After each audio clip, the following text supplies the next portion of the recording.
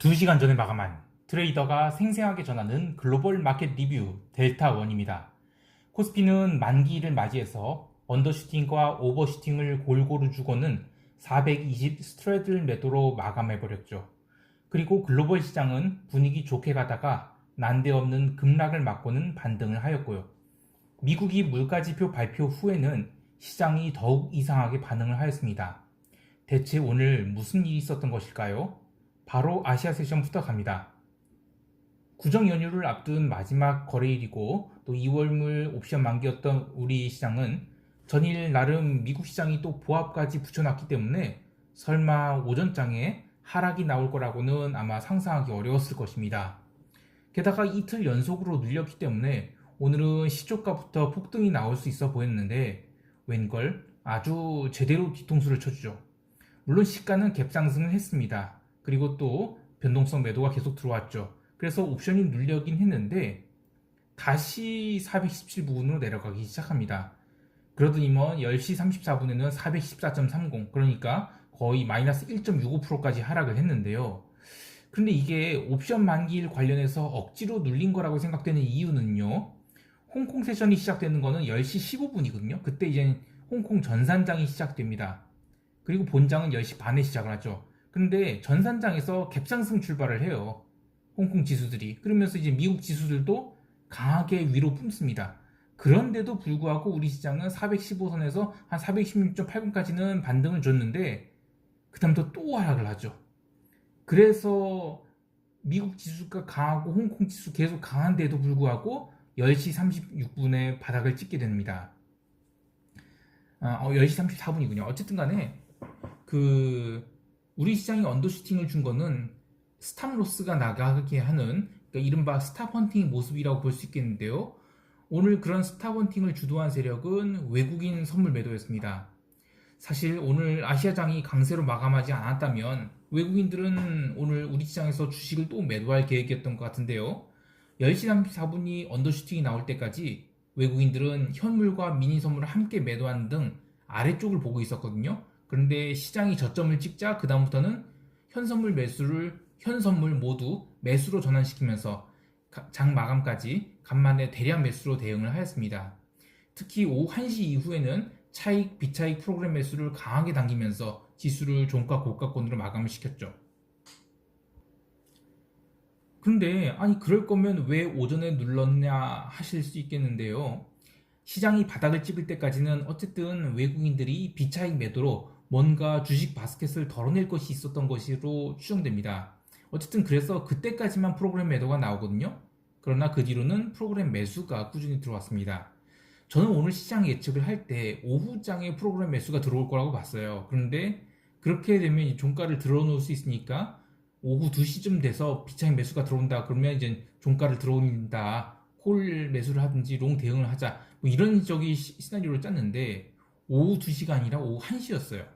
어쨌든 오전에 장중 저점을 외바닥으로 만들어서 저는 오후장에 한 차례 더 눌릴 거라 생각을 했거든요. 그래서 이제 오후 2시라는 시간을 계산을 한 건데 어쨌든 뭐 그동안에 너무 눌린 것도 있어서 그런지 오전에 그 외바닥으로 반등을 해버렸습니다. 그 옵션 시장에서는 어제 이어서 개인들이 또 콜옵션, 풋옵션 대량 매수를 하면서 뭐 시초가부터 계속 양매수를 하니까 오늘 이런 분위기라면 절대로 급락이 안 나오는 거죠. 왜냐면 이제 기관들이 비싼 가격에 옵션 매도를 잔뜩 했으니까요. 그런데 그런 상황에서도 그 오전에 그 고점 대비 또 6포인트 가량이 하락을 하거든요. 근데 그때 변동성이 얼마 안 올랐어요. 그래서 좀 더욱더 스트레스를 받았습니다.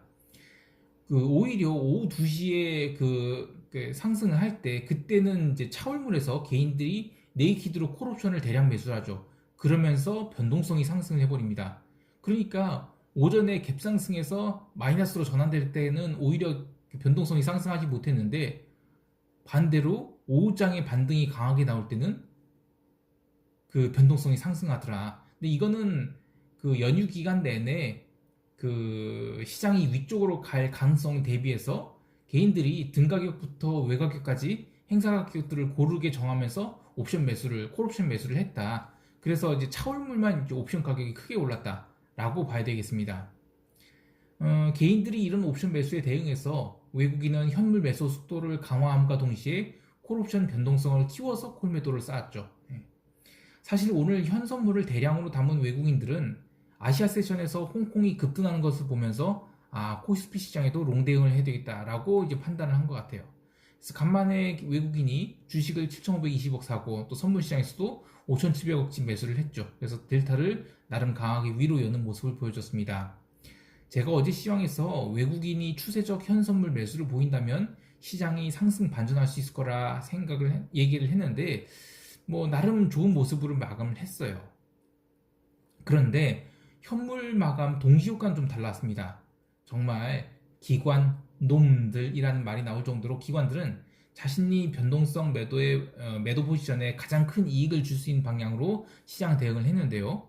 오후 1시 이후에 선물 베이시스가 콘텐고 전환되면서 그런 분위기라면 충분히 422.5 이상으로 달릴 수 있었거든요. 그러나 기관들이 이제 속도 조절성 선물 매도를 부었고요.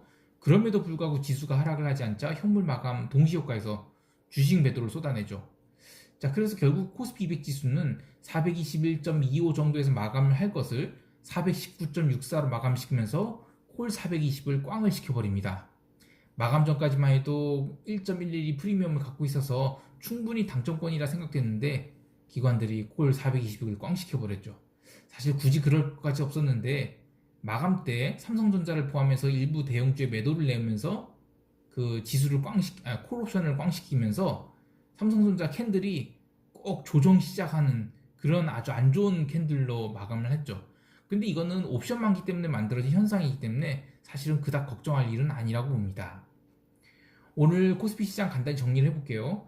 외국인들이 시장을 주도했고요. 그리고 오전 10시 36분까지는 바닥 찍을 때 현선물 동반 매도를 냈는데 홍콩 세션이 초강세 나오고 그러면서 외국인들이 현선물 매도를 순매수로 돌리면서 종가까지 시장을 당겼다. 근데 기관들은 상승을 처음엔 용인했지만 마감 동시 효과 때 현선물 매도 내면서 420 콜옵션을 꽝 시키려는 그래서 자기들이 포지션 이익 극대화를 했다. 요 정도로 정리를 할 수 있겠습니다.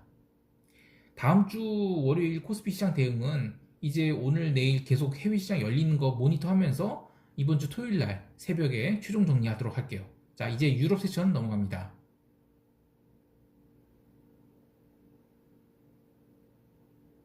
우선 증시는 아시아 세션에서의 강한 상승세로 미국 지수 선물과 유럽 지수 선물이 모두 플러스 출발을 했습니다. 그래서 갭상승 출발을 했는데 고가에서 얼마 못 버티고 바로 매도가 나왔죠. 근데 급락이라기보다는 그냥 매물 맞은 정도? 그 정도의 수동적 흐름을 보였는데요. 뭐 지표도 없고 한 상황에서 계속 이 비달러가 초강세를 보이면서 유럽 시장이 초반에는 눌렸습니다. 근데 이 초반이 눌림에 유럽만 눌렸고요. 미국 지수 선물은 눌리기는커녕 더욱 강세를 보였죠. 그리고 밤 10시 30분에 미국이 1월 코어 CPI랑 CPI가 발표됐는데 생각보다 물가가 많이 오르진 못했어요. 그러면서 이제 장기 채권이 상승하고 또 미국 지수도 급등하고 또 골드도 급등하고 달러는 눌렸습니다. 근데 뭔가 이상한 게 물가가 못 올라서 채권 오른 거는 뭐 장기채 반등은 나온 건 이해를 하겠어요. 그런데 왜 미국 지수와 골드가 동반 상승을 했는지는 논리적으로 이해가 안 가더라고요. 커머디티는 구리가 전일에 이어서 나흘째 양봉을 강하게 그리면서 LME 세션에서 톤당 8,300달러까지 상승을 했어요. 근데 그걸 제외하고는 나머지는 뭔가 시원찮은 모습이었습니다. 간만에 옥수수랑 소맥이 고점권에서 조정 보였고요. 또 원유 재고는 0시 30분에 발표됐는데 이 재고 급감이 나오면서 장중 눌림을 모두 극복한 급등이 나왔지만 그 뒤로 이제 텍사스 기준 58.91달러까지만 상승하고 그 다음 또 솔솔 또 밀렸습니다. 그래서 결국 마감 무렵에는 일봉상 뭐 도치 모양으로 끝내버렸죠.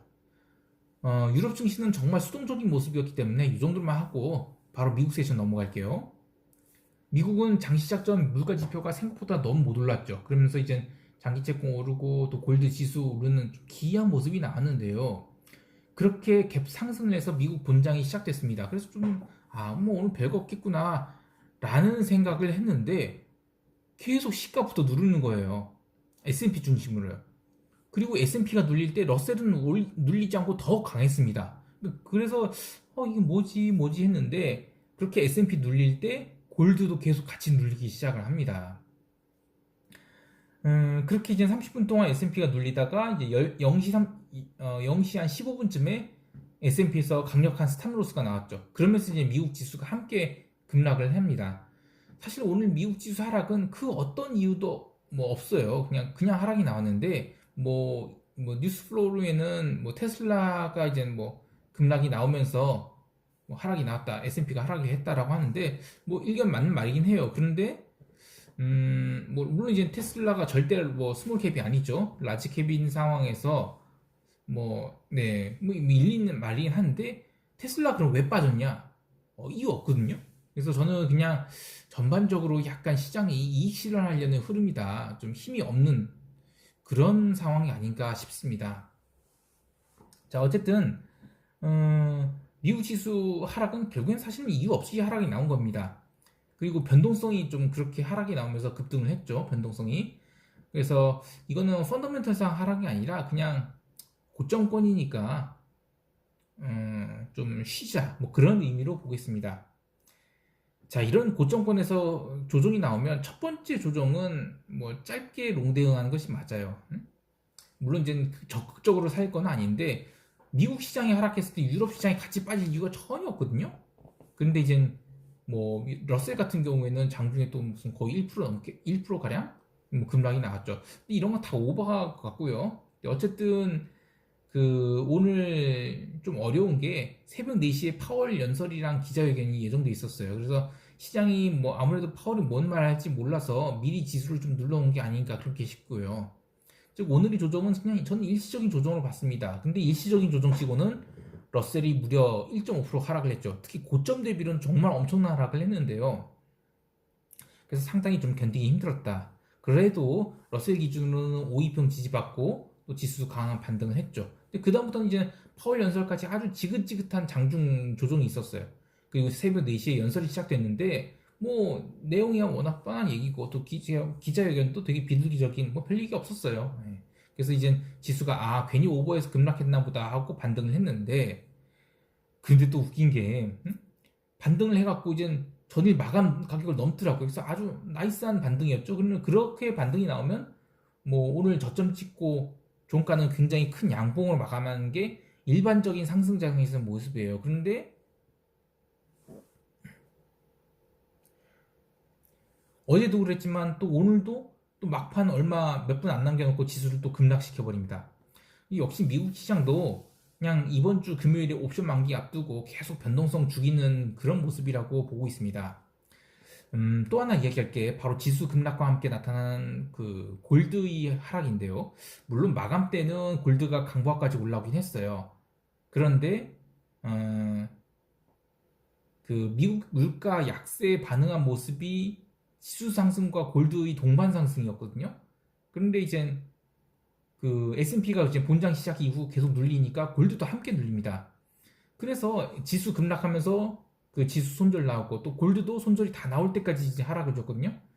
뭐 골드를 하락 그 한번 위로 당겼을 때가 이제 그 1855달러 그 부분이었으니까 거의 고점 대비 20달러를 스트레이트로 누른 거예요. 절대로 적은 양을 누른 게 아닙니다. 그래서 이거는 어떤 논리로 움직였다기보다는 그냥 수급 불균형으로 눌렸다라고 보고 있습니다.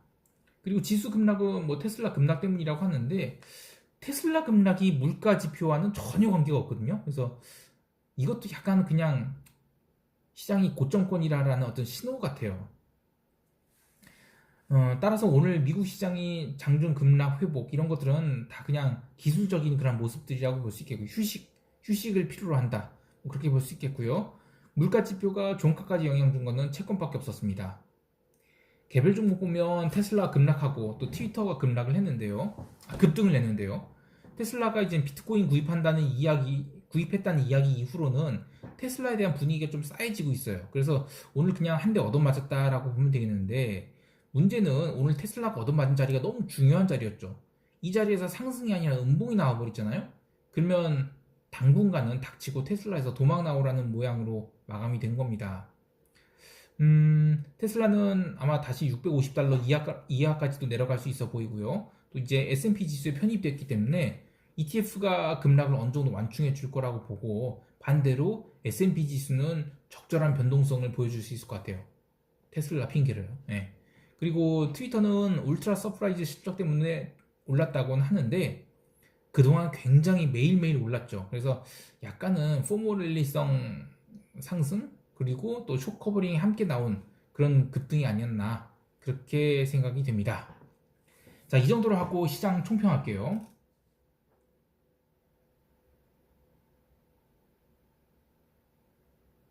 시장이 지금 의미 있는 방향성을 보여야 되는데 뭐랄까 자꾸 오르면 얻어맞고 하는 모습이 나타나고 있죠. 그리고 변동성은 더 이상 빠지지 못하고 있습니다. 이게 걱정되는 게 미국 시장도 좀 목에 찬 것 같다는 그런 생각이 들어요. 사실 2월에 더 악재가 나올 것도 이제 보이지 않고 또 호재도 딱히 없는 상황이죠. 그럼 지금까지는 그냥 시장이 호재만 좀 침소봉대하는 식으로 반영을 했다면 이제는 그냥 그만해라 하는 것 같아요. 이 미국 시장이 이번 주 주봉이 아직도 양봉으로 유지되고 있기 때문에 바로 뭐 조정이 나올 것 같진 않지만 어쨌든 경계경보가 지금 울린 상태라고 봐야 되겠습니다. 그리고 시장이 전반적으로 추세적 흐름을 보이지 못하고 있거든요. 이번 주 금요일은 미국 지수 옵션 만기일에 또 다음 주 월요일은 미국 시장이 프레지던트 데이로 휴장하는 것까지 감안해서 그때까지는 그냥 시장이 와리가리 하면서 쉬려는 것 같습니다. 해외 선물을 거래하시는 분들이라면 레버리지를 좀 줄이고 단기 매매로 대응하시는 것이 좋겠습니다. 오늘부터 한국이 휴일이지만 저는 뭐 계속 사무실 나올 계획이고요. 글로벌 마감 시황 매일 아침 계속 나갈 것입니다. 즐거운 휴일 되시고요. 이상 델타원이었습니다. 감사합니다.